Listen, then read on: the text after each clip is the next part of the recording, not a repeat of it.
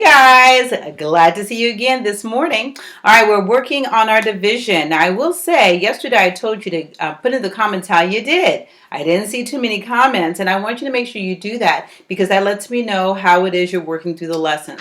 If it's something that I need to go over or something that you guys have got it, you've nailed it, but make sure to leave those comments, all right? Well, today we're going to continue with division and a little bit different. Yesterday I told you that with working with multiples of 10, you're just looking for the basic fact. And then after you look for the basic fact, you just add in those zeros that are left over. Today, a little bit different. All right, first we're going to go ahead and start. We're on page 185, and we're going to begin with the math mystery. All right, you read along quietly as I read aloud.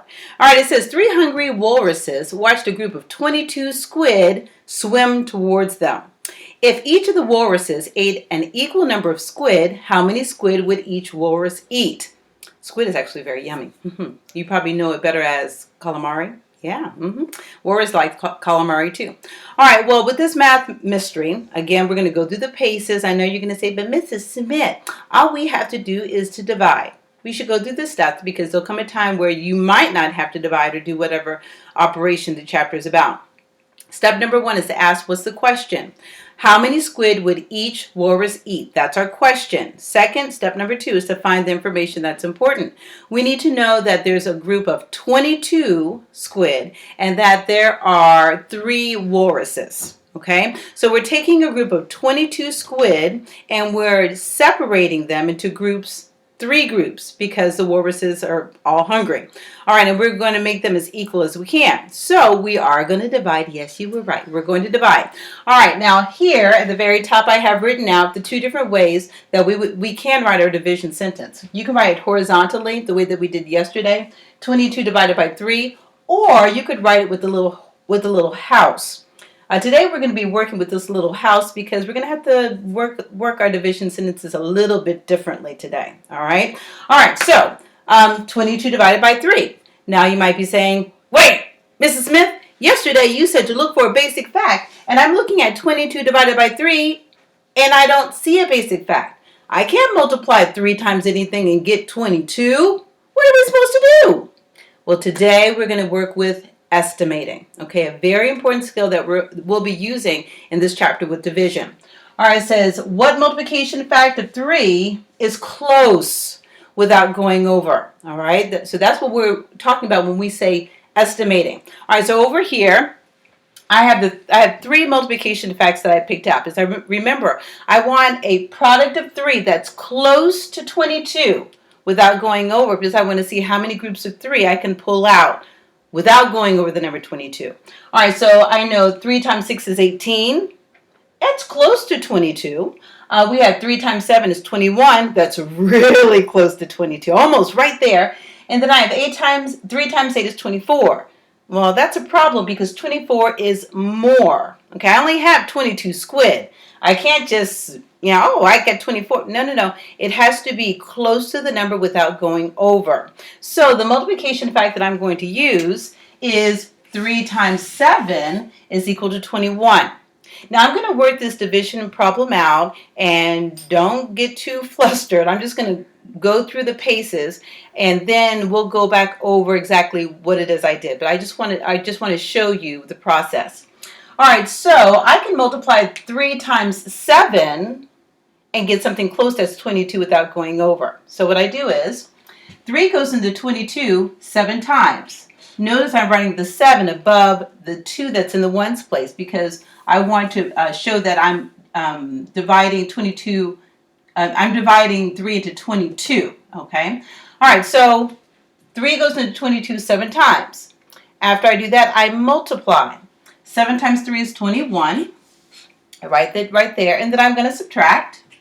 When I subtract, 2 minus 1 is 1, and 2 minus 2 is 0. All right, I have a little left over, which makes sense because remember I had 22 squid and 3 times 7 is 21. So what I do is I just show that this is a remainder. That R stands for remainder. I have a remainder of 1. Okay, so that 1 squid, he got off easy. Okay, he's not lunch for any of the walruses.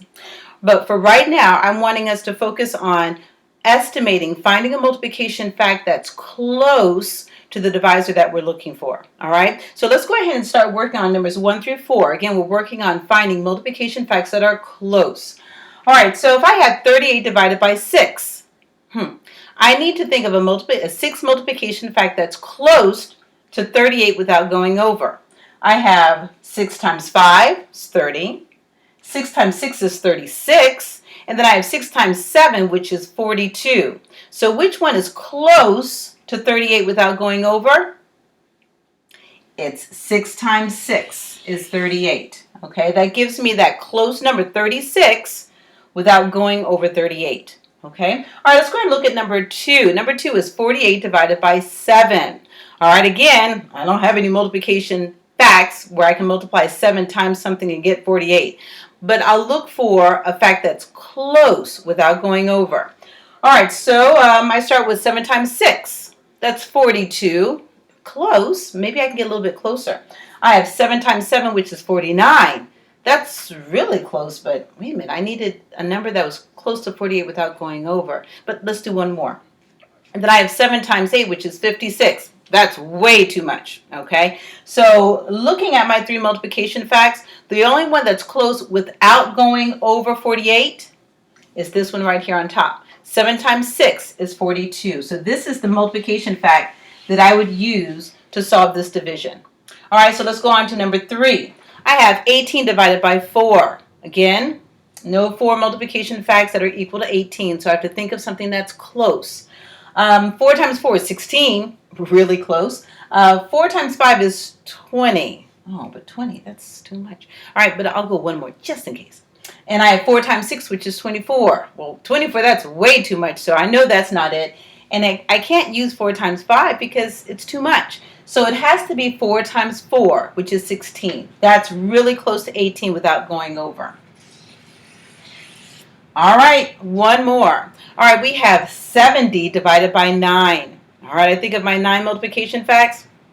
Nothing is equal to 70. So I have to find one that's close. I have 9 times 6. That's 54.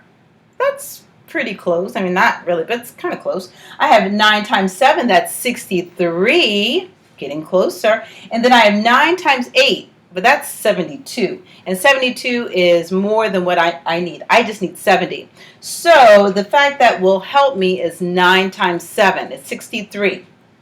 All right. Okay. So what we're working with is we're estimating. When we have a division sentence and it's not a basic fact, we have to look for a multiplication fact that's close to our number without going over.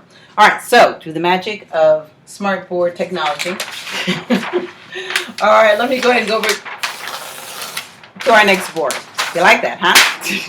All right, so this is what we're working on.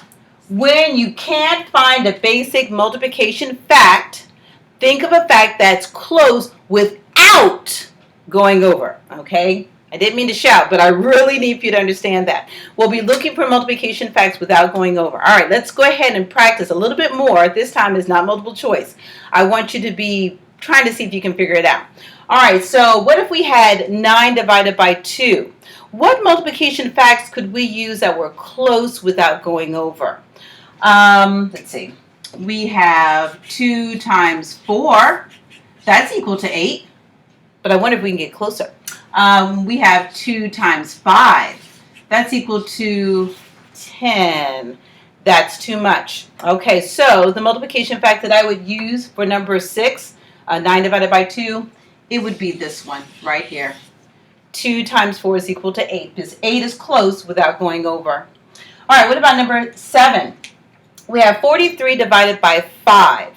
All right, so I'm thinking of my 5 multiplication facts, and I need a fact where the product or the answer is close to 43 without going over.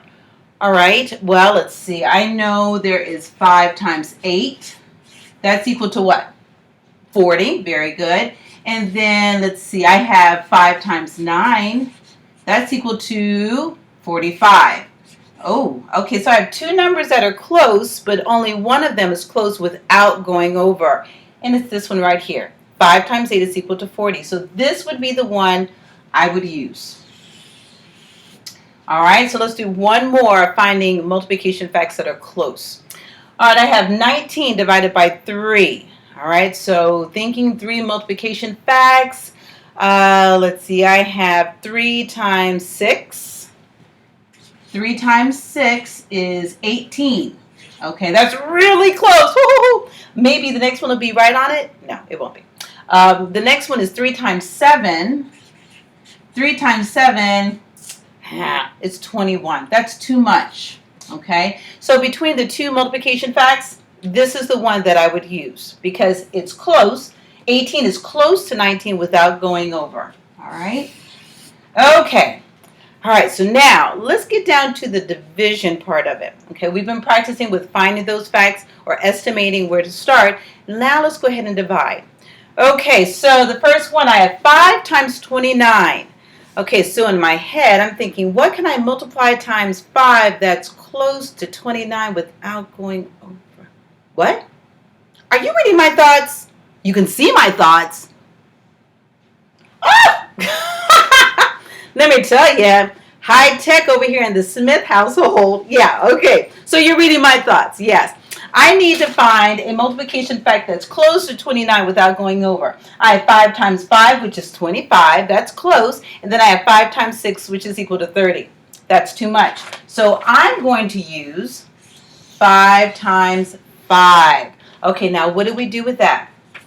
5 can go into 29 about 5 times. Notice, again, I'm putting the 5 right here above the 9 to show that I'm including the both digits, 29. 5 times 5 is 25. Okay, after I multiply, I'm going to subtract.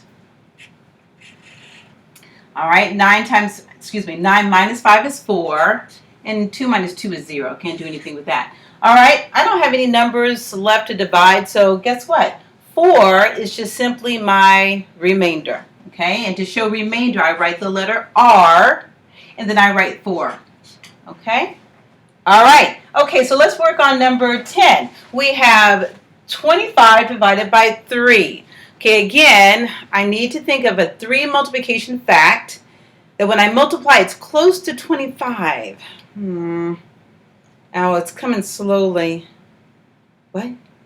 Again? You see, someone must have x-ray vision. Because I can hear somebody saying, I can see it, I can see it. I don't see any. Oh, I do.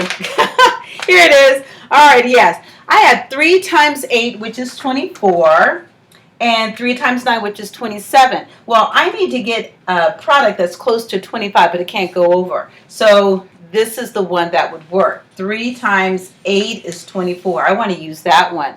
All right, so 3 can go into 25 about 8 times. Okay, again, notice where I'm placing the 8. The 8 is going right above the 5 because I'm including the entire number, 25. All right, now that I've divided, I'm going to multiply. 8 times 3 is 24. I write my 24 right here. After you multiply, you're going to subtract. Okay. All right, starting in the ones place, 5 minus 4 is 1. 2 minus 2 is 0. All right, and there's nothing left to divide. There's nothing else I can do. So this 1 is just simply my remainder. I write the letter R. That's what that stands for. And then I put my 1. Okay, so 3 can go into 25 8 times. I'll just have 1 left over. All right, let's go ahead and go on to number 11. I have 62. Oh, that's a lot. 62 divided by 8. Okay, so now, oh boy, I got to think of my 8 multiplication facts. 8 times something that's close to 62 without going over. All right, I think maybe I'll see your thoughts this time. What? Again? Maybe next time I'll wear my special helmet so you can look into my thoughts. No, it's a good thing because it's helping with the lesson.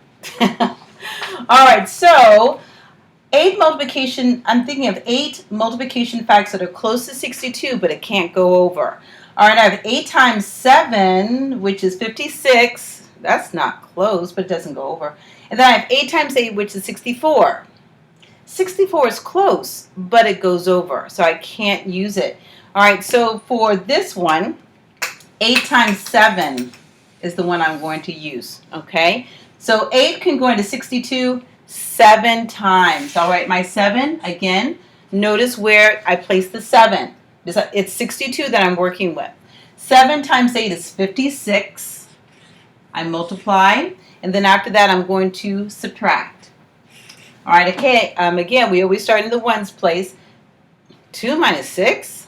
If I have 2, I can't take away 6. I have to regroup. All right, so I need to come to my tens place. Instead of having 6 tens, I'm going to take one of them away. So that means I have 5 left. I take that 10 and I break it up into all its pieces. Always breaks into groups of 10. And the 10 plus the 2 I already have gives me 12. Okay, I know it might be a little tiny, but it's a 12. And now I can subtract. I have 12 minus 6, which is 6. All right, and then in my tens place, 5 minus 5, it's 0. All right. I have nothing else in the house to bring down, so I'm done dividing. So the 6 is just simply what's left over, or my remainder. So up here, I put the letter what? Yes, I put the letter R for remainder, and then I put the 6 to show that I have 6 left over. So 62 divided by 8, well, it can go in 7 times. I'll have some left over. I'll have exactly 6. All right, one more. All right, here we go. 38 divided by 7. Okay, again, I don't have a 7 multiplication fact that equals 38, so I need to think of one that's close without going over.